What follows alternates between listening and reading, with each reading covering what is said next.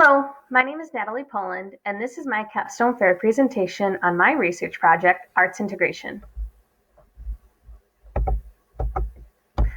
So just a little background on myself. I earned my Bachelor of Arts degree in elementary education and my reading endorsement from Briarcliff University in 2014.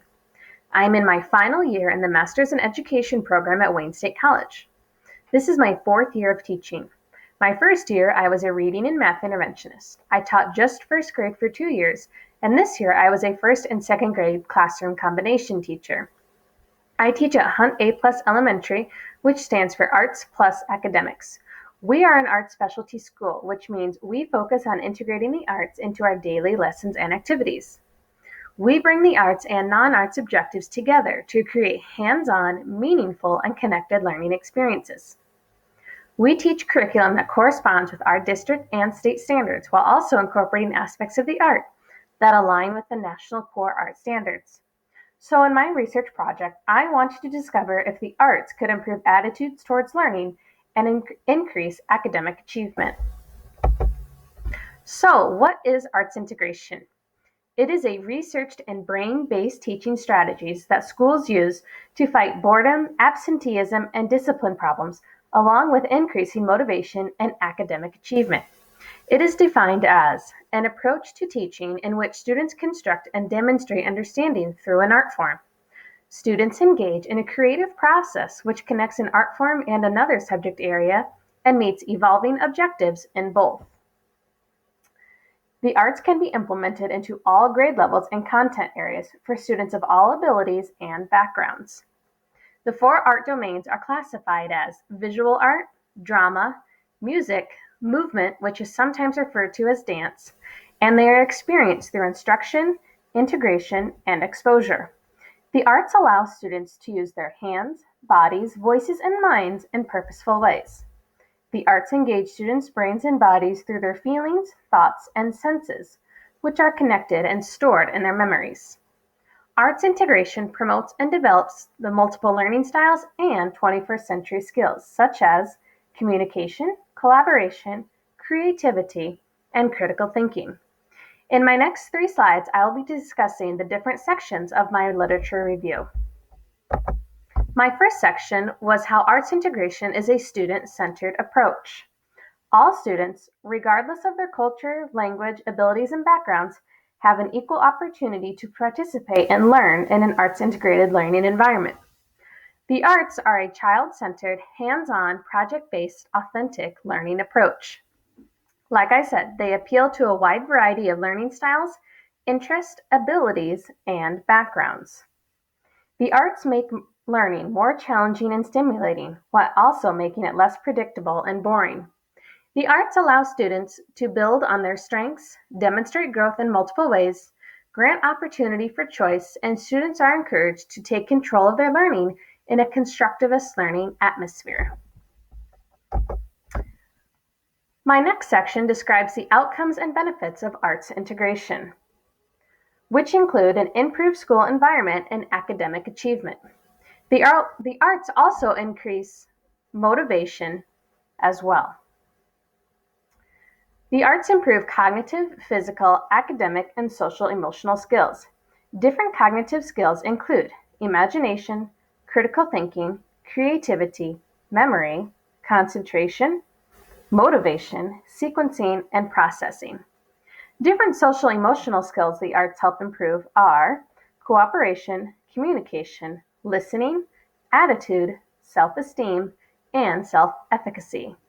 Students in an arts-integrated classroom naturally demonstrate these behaviors because they are provided with multiple methods of representation, engagement, assessment, and expression. My last section are the teachers' roles in arts integration. First off, teachers must be confident in themselves, take risk, be open to new ideas and strategies, and be reflective of their teaching practices. Teachers serve as facilitators in the classroom, who create and manage a safe learning atmosphere. The arts provide teachers a unique way of differentiation and formative assessment. Teachers must understand the art standards, be intentional with their instruction, and have a shared set of beliefs. The arts require training, support, and commitment for districts and schools, such as professional development opportunities, peer observations, collaboration with arts specialists, demonstration teaching, coaching cycles, and study groups. Now moving on to my research project. My question I wanted to solve was, can arts integration lead to growth in sight word identification and affect students' feelings towards reading and the arts? I conducted my whole group sight word intervention that incorporated the components of arts for roughly 10 minutes a day, 3 days per week, for 6 weeks. My goal was for my students to become proficient in identifying grade level sight words. Sight words are frequently used words that need to be remembered and read without having to decode, because they do not follow typical phonetic patterns. Sight words help increase rate and accuracy, which results in reading comprehension and also improve writing skills. Students who master their sight words become more accurate, fluent, and independent readers. So my study reinforced how integrating the arts with other content areas can result in student success and academic achievement. I teach at a small and diverse elementary school.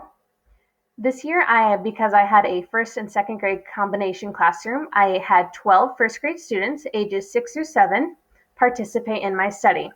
All students returned their consent forms and participated in the project. Of my 12 students, 4 were boys and 8 were girls. 8 were English language learners.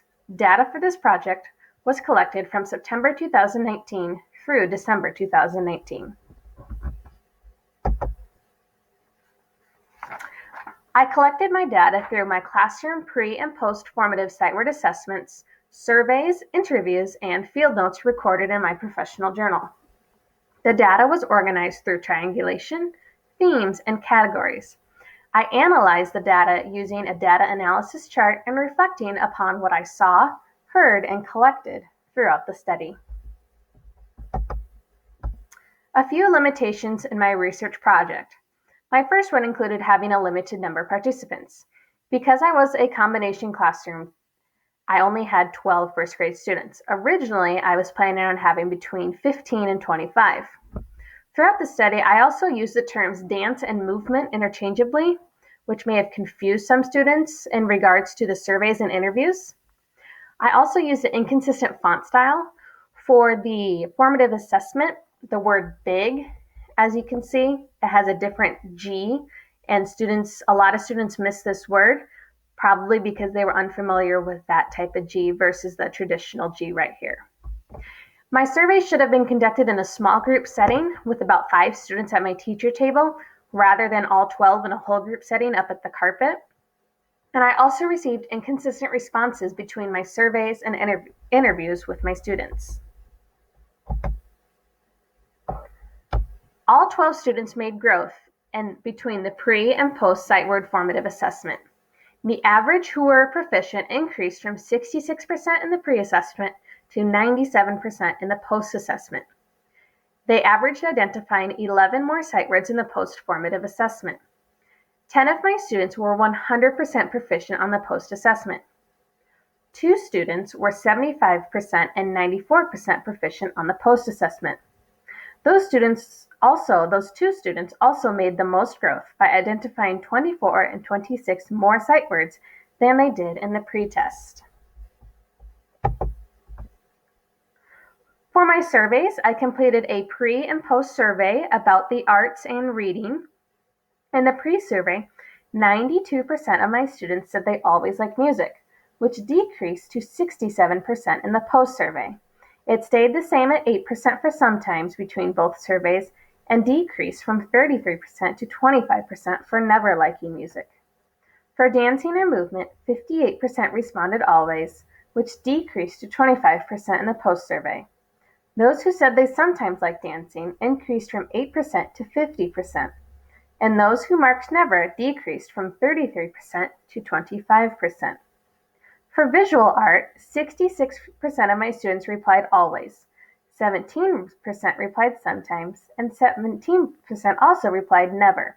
And in the post-survey, 100% of my students marked always for liking visual art.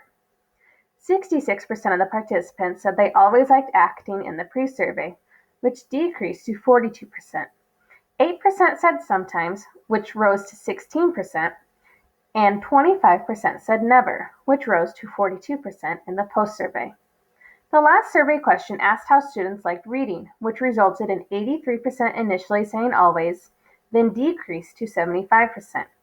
None said sometimes, which increased to 8%, and 17 said never, which also stayed the same. After the research project, I conducted a one-on-one interview with each of my 12 students asking about their favorite and least favorite art forms. All 12 students said they liked reading in the interview. 11 students said they enjoy participating in the arts. 1 student said drama was their favorite art form. 2 students identified movement as their favorite. 4 students chose music as their favorite art, and 5 students identified visual art as their favorite. 8 of my 12 participants said they liked all the arts and did not have a least favorite type. 2 students identified visual art as their least favorite, and 1 student said music was their least favorite. Throughout the study, like I said, I also recorded observations and student dialogue I saw and heard in my professional journal. One quote I recorded from a student, she said, "Movement energizes us, which helps us focus better and we learn more." Students were encouraged to provide responses in multiple ways. Creativity, collaboration, and communication were used among the students. I observed a lot of laughing and smiling throughout the activities, and students were engaged, excited, and motivated in the hands-on activities.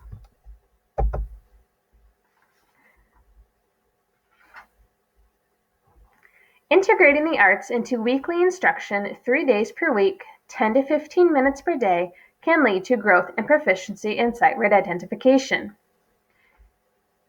This study verified that this does improve feelings towards visual art, but not towards music, movement, and drama. In the future, I can incorporate this whole group sight word intervention integrating the arts into my weekly classroom schedule, preferably in my literacy block. I plan to share the results along with this lesson plan format and the materials with my professional learning community at my school.